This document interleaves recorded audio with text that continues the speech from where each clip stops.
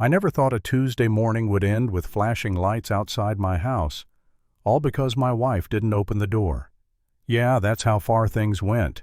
The HOA president actually called the cops on my wife, but what she didn't know was that the woman she was reporting was the brand new chief of police for the entire county. And what happened next?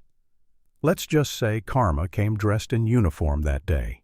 When we first moved into Willowbrook Estates, I thought we'd found our forever home. Clean streets, perfect lawns, quiet nights, the kind of place that looks like it belongs on a real estate brochure. But like every too-good-to-be-true neighborhood, it came with its own villain.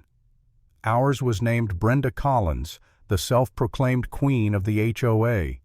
She'd been running the board for 7 years straight, and people whispered her name like a curse. You couldn't sneeze without Brenda knowing about it. She patrolled the streets with her clipboard like she was guarding the gates of heaven. Except in this version, heaven came with fines for unauthorized wind chimes. My wife Sarah had just been promoted chief of police for Brookdale County. It was a huge deal, but Sarah's not the type to flaunt it. She didn't tell the neighbors. She just wanted peace, a chance to settle into our new home before diving back into chaos. But peace, as it turns out, isn't part of Brenda's vocabulary. The trouble started one perfectly normal morning. I was already at work when Sarah called to tell me she had a packed day meetings with the mayor, the district attorney, and the city council. She planned to work from home, laptop, open coffee in hand, trying to juggle county-level problems while keeping our 2 dogs from barking at the mail truck. It should have been an ordinary day. Around 10 a.m., Brenda showed up clipboard in hand, frown locked in place, marching up our driveway like she was serving a royal decree. The doorbell rang once, then again, then again. Sarah was in the middle of a video conference trying to brief the mayor on an ongoing investigation involving organized crime. She couldn't just drop everything to answer the door, but Brenda didn't see it that way. According to her, if she wanted your attention, she deserved it immediately. When no one came to the door, Brenda switched to pounding. I mean, pounding. Like she was trying to summon the dead. She shouted through the door something about a routine property inspection. Sarah muted her mic for a moment, tried to shout back that she was busy and would call later, but Brenda just kept at it. The dog started barking. The doorbell went wild. And then, it stopped. For about 30 seconds. Then Brenda made the dumbest decision of her life. She called 911. I didn't find out until later, but apparently she told the dispatcher there was a non-compliant resident acting suspiciously and possibly refusing to cooperate with HOA regulations. Yeah, that's an actual quote from the police report. Somewhere a dispatcher probably rolled their eyes so hard they saw their brain, but protocol is protocol. They sent a unit to check it out. At this point, Sarah was still trying to finish her meeting, completely unaware that Brenda had just escalated her little power trip into a county-wide embarrassment. 20 minutes later, the doorbell rang again. This time, when Sarah looked through the peephole, she saw a patrol car out front and an officer standing next to Brenda, who had her arms crossed like she'd just caught a criminal. Sarah sighed, straightened her blazer, and opened the door. "Good morning, officer," she said calmly. The young cop blinked like he'd just seen a ghost. "Chief?" Brenda frowned, confused. Chief of what?" The officer's face went pale. He looked from Sarah to Brenda and back again, clearly realizing the cosmic mistake unfolding in real time. Sarah kept her tone professional. "Officer Rodriguez, right? I remember you from orientation last week." Poor guy looked like he wanted to melt into the pavement. "Yes, ma'am. I was responding to a call about—" Brenda jumped in. "About her. She's been refusing to open the door. She's hiding in there doing who knows what, and I—" Sarah held up a hand. "Let's all take a breath. Why don't we step inside for a moment and talk? That's Sarah for you, calm under fire, even when someone's acting like a complete idiot on her porch." She led them into the living room where her laptop still showed the remnants of her meeting with the mayor. Officer Rodriguez looked like he wanted to apologize 100 times. Brenda, meanwhile, stood tall, or at least tried to, clutching her clipboard like it was a sword. So Sarah said, folding her arms, "I understand there was a complaint." Brenda launched into her speech, the same one she probably rehearsed in the mirror every morning. As president of the Willowbrook HOA, it's my duty to enforce community standards. Mrs. Johnson has ignored multiple doorbell rings, refused to engage, and is clearly— Sarah interrupted, her tone still polite.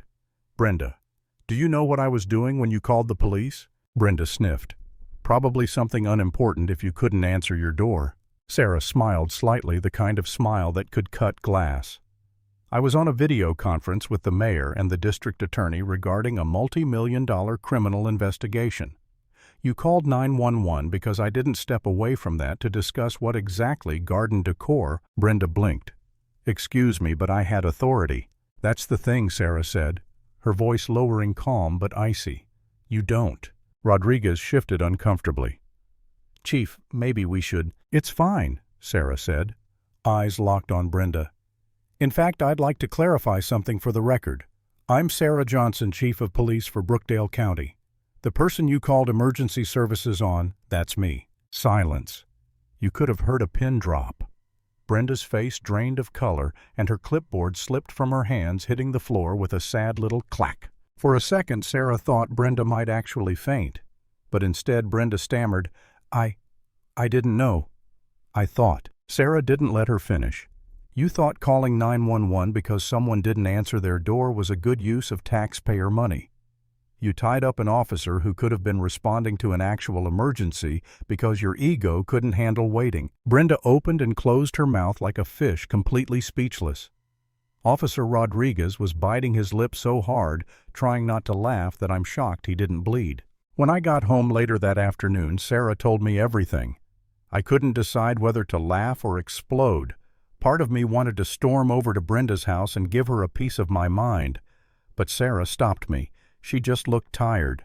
That night I found her sitting on the porch, staring out at the quiet street. Maybe I was too harsh, she said softly. Maybe I should have just ignored her. I sat beside her. You did nothing wrong, Sarah. You were doing your job. She crossed a line. I know, she said, sighing. But sometimes I wonder if being in this position means I have to take every insult quietly. Like I can't show emotion or I'll look unprofessional. She looked so small in that moment. My wife, the strongest person I know, doubting herself because of someone else's arrogance. I didn't have a great answer. I just told her, you didn't abuse your power. You just reminded her that she doesn't have any. The next morning, Sarah decided to close the loop. She called Officer Rodriguez back and asked him to bring Brenda over formally this time. No yelling, no door pounding, just a conversation. When Brenda walked in, she was pale eyes darting everywhere but at Sarah. The clipboard was gone. Her voice trembled. I wanted to apologize for the misunderstanding yesterday. Sarah nodded, expression unreadable. It wasn't a misunderstanding, Brenda. It was a misuse of emergency services. You know that, right? Brenda swallowed hard. Yes, ma'am. I realize that now. Good, Sarah said. Then you'll understand why this is serious. I could file charges: harassment, false report, misuse of 911. But I'm not going to. Instead, I'm giving you two options. Brenda's eyes widened. Option 1, Sarah said, leaning forward. You apologize to me, to Officer Rodriguez, and to the community. Publicly. Acknowledge what you did was wrong. Option 2, I file the report and we let the courts handle it. Brenda didn't hesitate. Option 1. Definitely 1. Sarah nodded. Then let's hear it. Brenda mumbled an apology to Rodriguez first, then turned to Sarah. I'm sorry for wasting your time and resources, Chief Johnson. I'll make sure it never happens again. Sarah just gave a small smile. I'm glad to hear that. When Brenda left, Rodriguez finally exhaled, rubbing his face. Chief, that was incredible. I don't think I've ever seen someone deflate that fast. Sarah laughed. Justice doesn't always need a badge or handcuffs. Sometimes it just needs timing. Word spread fast in Willowbrook. Within a week, everyone knew the story. The HOA queen had picked a fight with the wrong neighbor and lost. Brenda stopped her early morning patrols. The clipboard disappeared. She eventually stepped down for personal reasons, though everyone knew the real reason: she'd embarrassed herself in front of the entire community. After that, life was quiet again. Peaceful even. Every time I mowed the lawn or put out the trash cans, neighbors would smile and wave, the kind of genuine smile that said, "Thank you for surviving, Brenda, so we don't have to." Sometimes I'd see Sarah looking out the window thoughtful. You know, she said once I didn't need to pull rank to win. I just needed to remind her that respect goes both ways. And that's the thing about justice. It doesn't always roar.